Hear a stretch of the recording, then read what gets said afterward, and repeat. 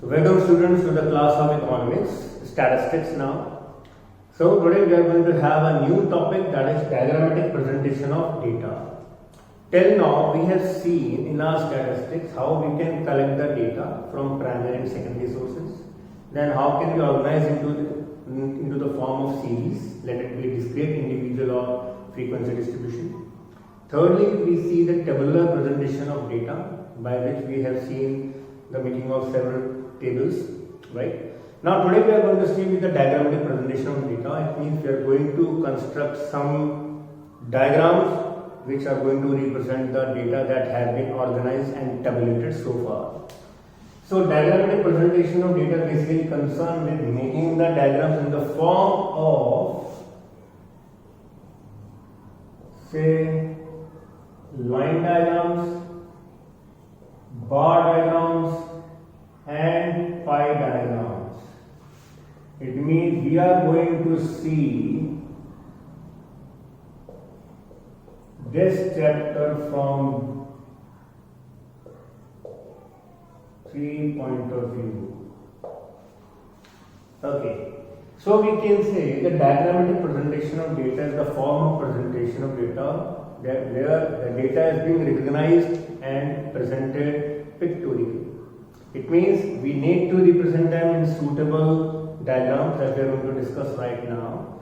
So we say a picture says 1,000 words. So when we are presenting the data in the form of diagram, we can say it will be rather much more easy to understand and grasp, much more convenient, attractive, and we can say a simple person, a common man can also understand the things which are represented through graphs or diagrams.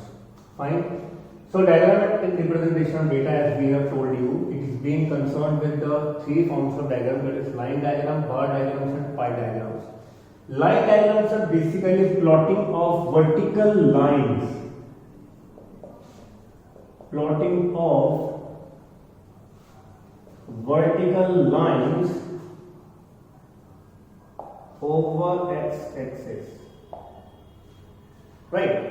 So over the axis we are going to plot vertical lines. Say if we are plotting a graph and straight we are just making a simple line that are going to represent the data set. We can say we are basically making a line diagram. Since this is a very least value of presentation, so we can say that does not serve the purpose much, since plotting of line will indicate the highest and lowest in the form, but they are not representing any width of the diagram. So line diagrams are basically the diagrammatic presentation of data where the data set is being presented in the form of vertical lines over the axis. Fine. So here we can say this can be the possible example of line diagrams. If you are having the data set, you can easily plot the data set in the form of lines. Vertical lines, as we say. It can also be presented horizontally also. If we need to present the data, we need to put our lines in over y-axis, it can be plot horizontally over y-axis. The data can be presented in either way. Fine. So if we represent this in the form of year, say 2014, 2015, 2016, 2017, 2018 and 2019. Here we can say, if we need to see that it is basically representing the inflation rate. For instance, if we are taking terms as equal distance of say 1, 2, 3, 4, 5, 6, 7 and 8, or it is being represented in percentage. So we can say it can be 8.5, it can be 4, it can be 7, it can be 5, it can be 5.5 and it can be again 8.5. So by this we can say the data can be represented reasonably through line diagrams. Fine. Now coming to the bar diagram basically the diagrammatic representation by plotting the figures or data set in the form of some rectangular bars, or we can say some cylindrical triangle bars. Moreover, we are representing through rectangular bars since they are the most representable form and easy form to understand and prepare the diagrams. Fine. So, if we are talking about the bar diagram, we just need to understand that every bar diagram should be placed with the equidistant. Should be placed over the convenient axis wherever we are plotting. Fine. The data set must be conveniently plotted and the width of the bar diagram must be equal. That's the most important thing we need to understand, that the width of the bar diagram must be equal if we are representing on x-axis. Height can be varied, but the width will be same. Fine. So, if we are presenting the bar diagram, we can first of all categorize bar diagram on the basis of the data set it can contain. It means bar diagram where one set of data values are to be presented on a diagram. We need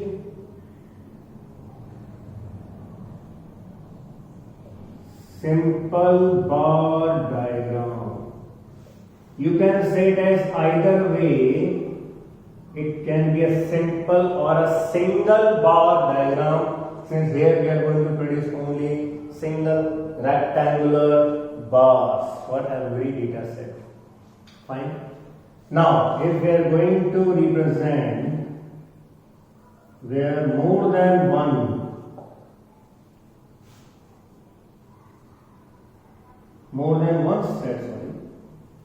set of data values are to be presented on a diagram, we have the following forms of bar diagrams. Number one, multiple bar diagrams. It means we can say we can present multiple bars on a single diagram chart. Fine. Number two, we can have subdivided bar diagram. If we can say that if the data set are more than 2, 3, 4 or even 5 and we need to, and it becomes very tedious to prepare such multiple bars, we can go for subdivided bar diagrams. Subdivided bar diagram will be very assisting in creating multiple data set values, and from subdivided we have another variant of subdivided, that is percentage bar diagram.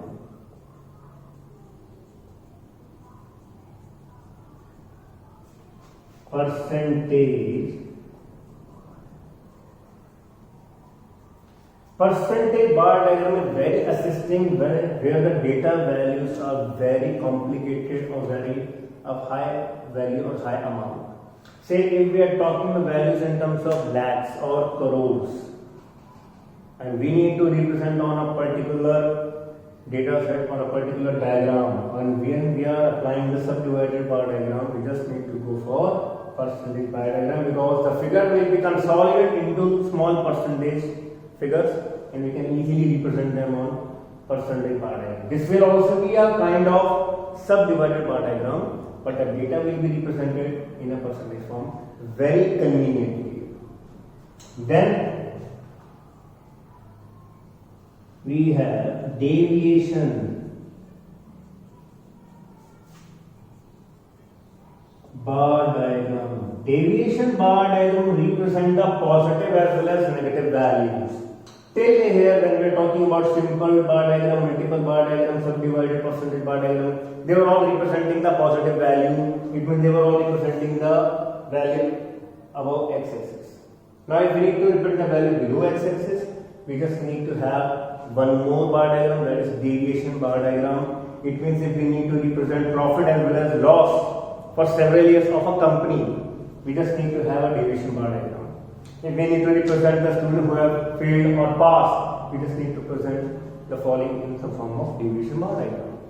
So we can say this is basically the form of diagram that we need to prepare: multiple bar diagram, subdivided bar diagram, percentage bar diagram, and deviation bar diagram. Fine. Now, if we need to construct them, we just need to see the amount of data set that is going to frame it. If there is one data set value, there will be one vertical bar with equidistant. If we are having more than one data set, we just need to represent on a diagram. We can have any of the option. Fine. So let's take an example of representing simple bar diagram, then multiple bar diagram, and subdivided percentage division one by one. So suppose we say in representing the single bar diagram, we need to have the data set of single numbers.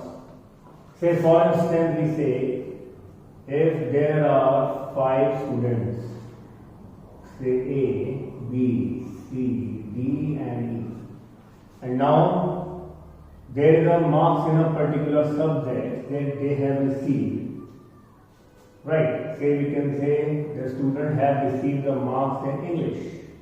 Fine. So A has received say 70, this has received 55, then 80, 45, and we can say he has received 60. Okay. Now we need to represent the data in the form of simple bar diagram. Now we just need to represent very conveniently. Now here we can say the student will be appear over x-axis and marks will appear over y-axis. Fine. Now what we need to do? We need to just plot the data. If we say we just need to maintain an equidistant of the student, since the bar must be at equidistant. Fine. You can take it either way. If you are going to make plot, you can plot with the help of a ruler, right? Now, if we need to plot the marks of A, that is 70. First of all, we just need to figure out point over here, 10, 20, 30 at equidistant, 50, 60, 70, 80, 90 and 100.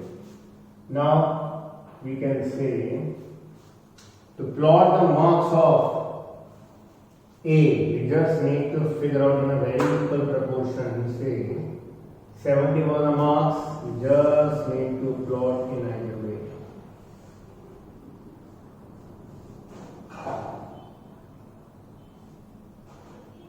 Now here we can say when we are plotting the marks of A, we just need to take care it must be equidistant from the figure. This is the marks of A, that is in 70.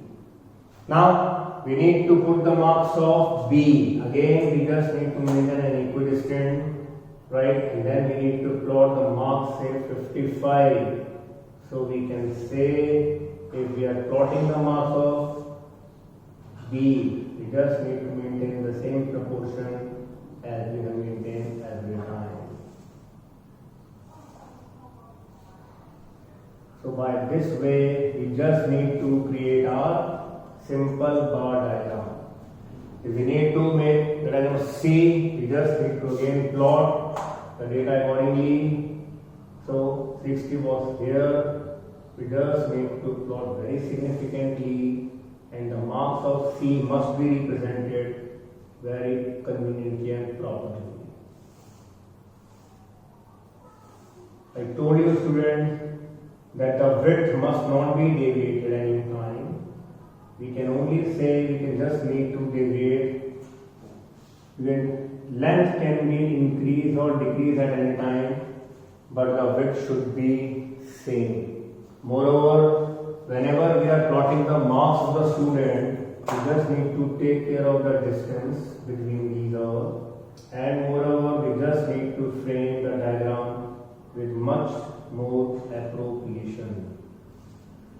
If we are putting our diagram in the best mode, you will be getting very high marks that you will be assuming and figuring out. Your diagram should be very neat and convenient.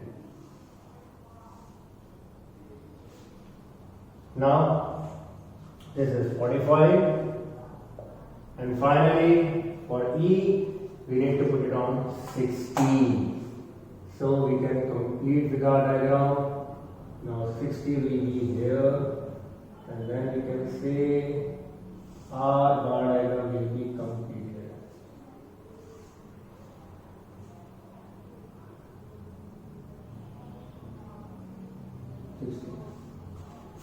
So this is how you can create simple bar diagram with the help of a ruler. It doesn't make any labor or pain to create with the help of a ruler. You can create more neatly, more precisely. This is what we can say the simple bar diagram has been created. Now if we say the marks have been extended from English to Hindi, or say from maths also, or if we are putting more than one subject marks, we can use multiple bar diagram in the same way. Right? It means we just need to create more and more bars along with the single bar. It means A will be having, if we are representing the 3 subject marks for these students, we need to represent 3 bars for 3 subjects. Right? Now, there is a proper heading to be maintained for both axes, and we need to maintain the indicator also, that is known as legend. We just need to maintain the indicator that may indicate the bar respectively. This is always been represented whenever we are representing more than one bar on a single diagram. Say if we are presenting multiple bar diagram or subdivided or percentage bar diagram, it means we are having more than one data set value.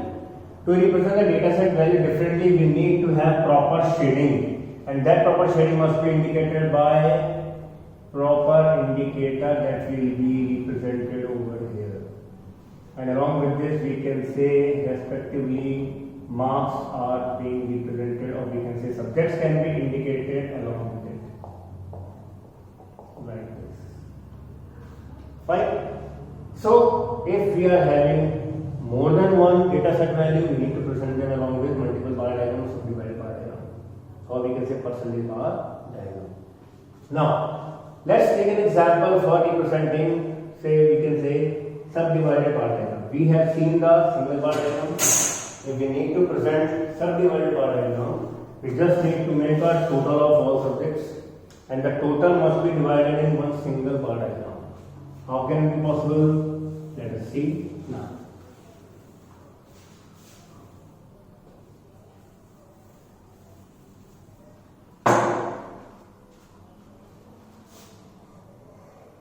Suppose we say the student has got marks in 3 subjects, as we say M1, M2 and M3.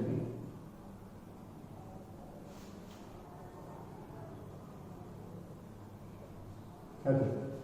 So we just need to represent accordingly. First of all, we say these marks are out of say 20.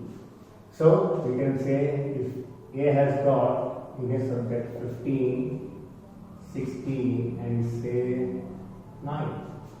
He has got 20, 18 and we can say 17, 16, 13, 11, 14, 16, 15, 17, 13 and 15.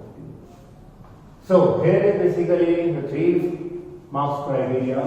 We just need to represent them in either way. We can represent them in the form of multiple bar diagram also. We can represent them in the form of subdivided bar diagram also. So now if we are going to represent them in subdivided bar diagram, how we are going to construct? Just look very carefully everyone. So there will be a single bar that will show the subdivision of 3 marks. See. First of all, let's create the diagram for A.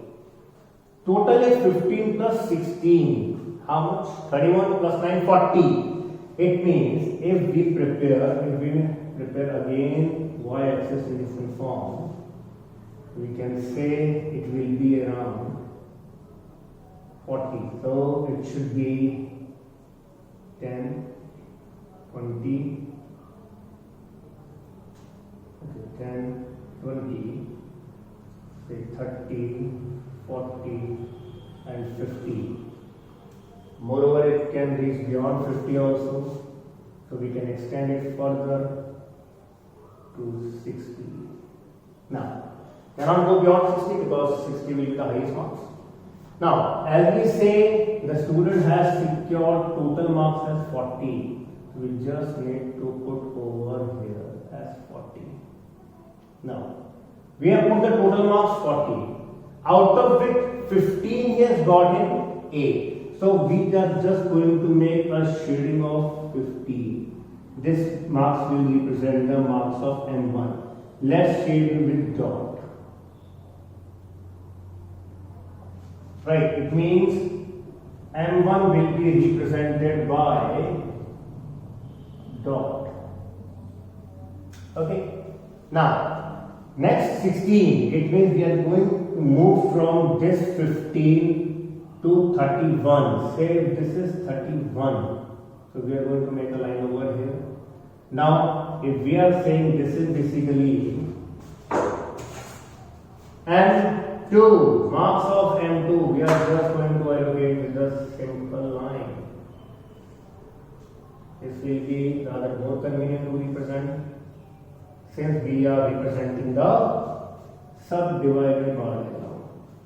Now we can say M2 will be represented in the form of straight lines.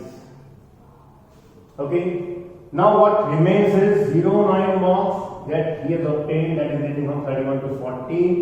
You can place it in either way. You can make small circles to distinguish from others. So we can say marks 3 has been represented through circles. Okay.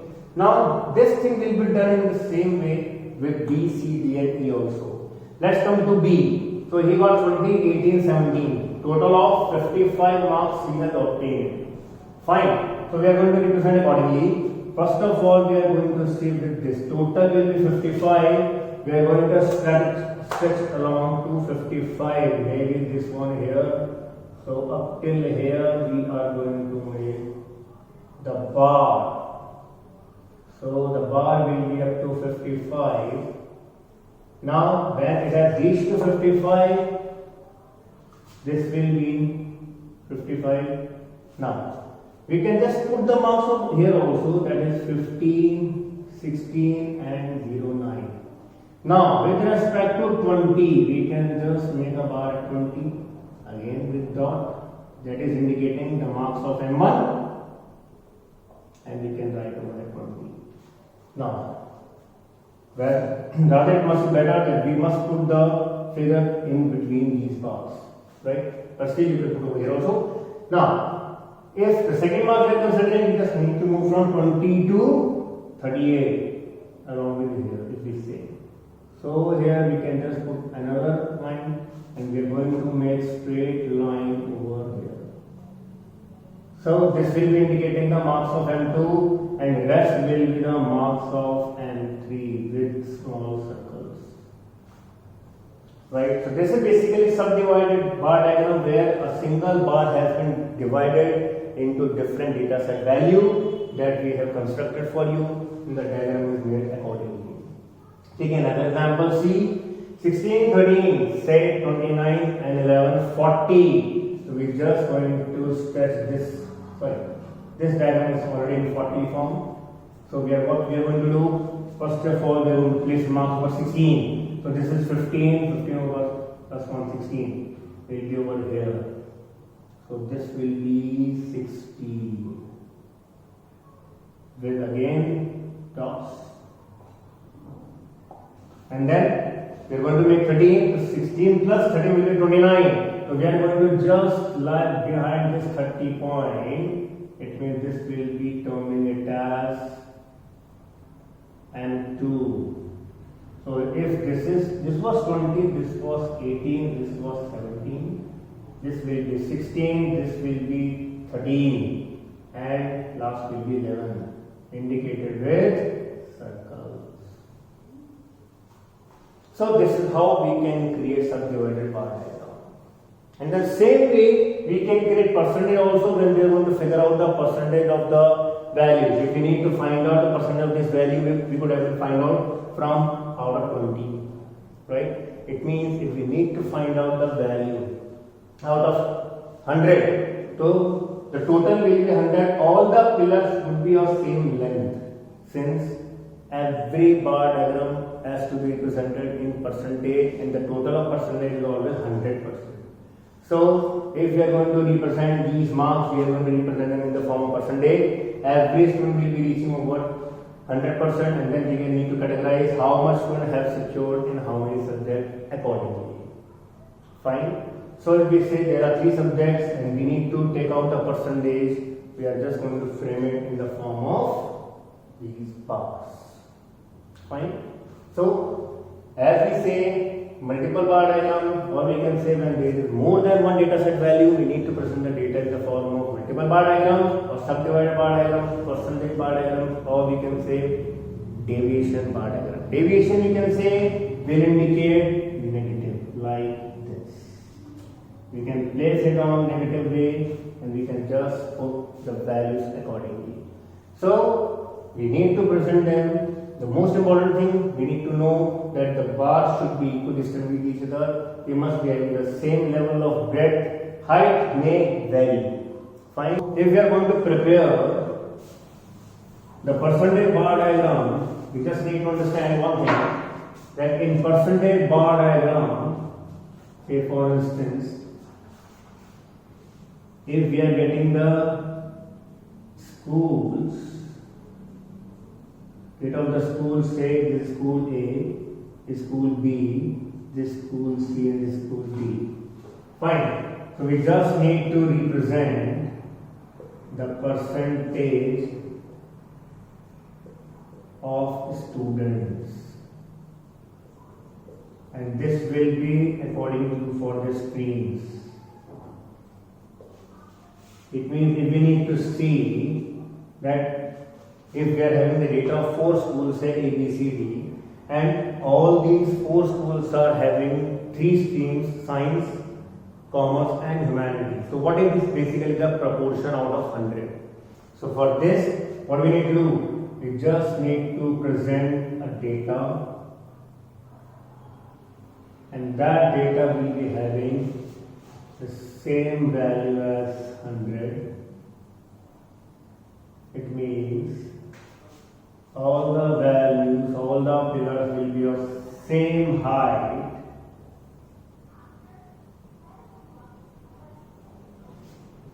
Now, if we say this is represented by 100 and this is say 10, 20, 30, 40, 50, 60, 70, 80, 90 and say this is 100. Or we can say this 100. Now, if we say in a school A, if there are say 60% students are of science stream, so we can say first of all let's plot the percentage values. Now, if we say 60% is of science, we can plot in either way as we have written in the last manner. The science taken by the student was 60%. 60% of students have taken science, we can say that 30% have taken say commerce, and then again can be represented by say circle. Fine. And the rest have taken humanities, that will be shaded area, or we can say slanting lines. Fine. Again, if we talk about the school B, with respect to school B, we say 70% students opted for science, 20% students and 25% students have opted for say commerce, science, commerce and rest for humanities. So So we can say we can plot accordingly. It means what we are indicating, students? We are just indicating the proportion of the student in the form of percentage. It means every school will have the same level of height as well as same level of width. Here, whole of the data has been represented in the form of percentage, and we all know that percentage max can go up to 100%. Okay, so from 100% we can say if we are talking about the school B, 70% of the students have taken science, 25% students have taken commerce, and rest 5% students have taken humanities out of total strength of students for say class level. Likewise, we can plot for these students also. Say 50% students have taken science, 40% students have taken say commerce, rest have taken humanities. So again, we can frame in the same suitable manners, and we can indicate accordingly with the indicators also.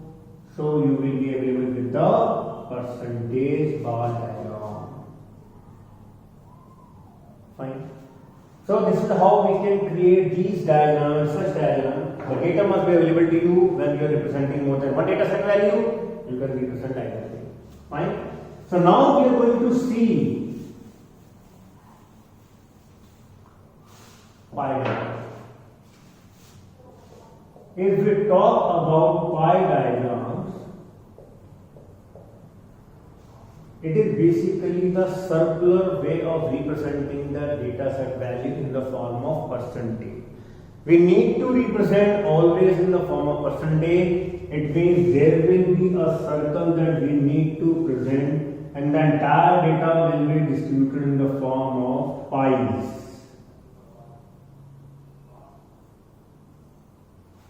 So whatever be the data we need to represent, it will always be represented in the form of data. So whatever the data you are having, you just need to represent accordingly. Fine. So 15, 15, 30, 40, say 35 and say 25. So by this way we can say a pie diagram can represent the data set in the form of percentage. All the value indicators will be represented accordingly because we need to shade them differently. If we are going to shade them properly, we are going to distinguish every pie that we are presenting in the form of data set. Different data set we are achieving, we just need to represent accordingly. That will be the indicator of different items that we are representing on a single pie diagram. So the pie diagram basically is a circular way of representing the data set value in the form of percentage. Fine. Now we need to know how can we find out the percentage. For this we just need to get the total of values. For instance, if we say, if we talk about the student, we have 5 students. And they have earned medals. So we can say he has earned around 5 medals, he has 6, he has 3, 2 and 4. It means they have earned total 20 medals. Now we need to represent these in the form of pie diagram. What we need to do? We just need to find out their values in the form of percentage, and then we just need to find out their respective degrees. And as and when we are available with the respective degrees, we will plot them accordingly. So, if we find out their percentage, you know how we can find out the percentage values? See, it will be like this 5 upon 20 into 100. Right? It means it will be 25%. Say, then it will be 30%. Then it will be around 15%. It will be around 10%. And this will be around 20%. Okay? So by this we can say we have represented the entire amount of 100% data. Okay? Now we just need to find out the degrees. For finding out the degrees, we just need to do only one step more. That means if we just need to multiply the respective percentage with the level of 360 degrees. As we all know, the total amount of degree that a circle is having is 360 degrees. We just need to divide the entire 360 in the form of these percentage, and we will get the respective degrees for all level of students. So if we talk about 250 upon 100 into 360, we can say we will be getting 90 degrees. Then if we are getting around this one, 30 upon 100 into 360, we will be getting 108 degrees. Then if we talk about 15 upon 100 into 360, we will be getting, say it will be around 15 is a 45, 15 is a 90, 45 and 90, it will be around 54 degrees. This will be 45 and 90, yes, 54 degrees. Then if we talk about 10 upon 100 into 360, it will be around 36 degrees. So finally we have 20 upon 100 into 360, we will be getting 72 degrees. So by this we can say we have achieved the 360 degree value. Now what we need to do, we just need to plot the respective figures in a complete diagram. Now how will we play? The step goes on like this. First of all, we need to find out the radius. Say this is the radius, we are going to put the d over here, and you just need to find out the first angle, that is 90. Say if this is 90, for instance, this will be termed as value. We are not going to place the degree, we are just going to place the 25%. Then keep this as radius, and then we are going to plot the value. Say if this comes at 108 degree, so it will be terming it as 30%. And then putting this as radius, we are going to plot it, and we are finding the value. Say at this level, we are going to put it as 15%. Then if we are going to put this as radius and then put d over here in reverse order, and we are getting the angle over here, say it will be 36 degree, representing 10% of the data. And finally, if we are going to achieve this as radius, this will give you this much result, and this will indicate the rest amount of 72% of data. So we can say the entire amount of data can be represented along with the different shadings, and we can indicate the different shadings of A, B, C, D, E students, and they will be indicating the respective percentage of medals they have received out of 20. So this is how we can create pie diagrams. So students, this is basically the diagrammatic presentation of data, where we have seen three forms of diagram, that is line diagram, bar diagrams and pie diagrams. Find the way how we can construct them. We have seen all together with you. Now you just need to complete with these assignments and just practice out, and rest we are going to continue with the next chapter, that will be graphical presentation of data. Till then, thank you so much students. Stay safe, stay healthy, stay happy. Thank you.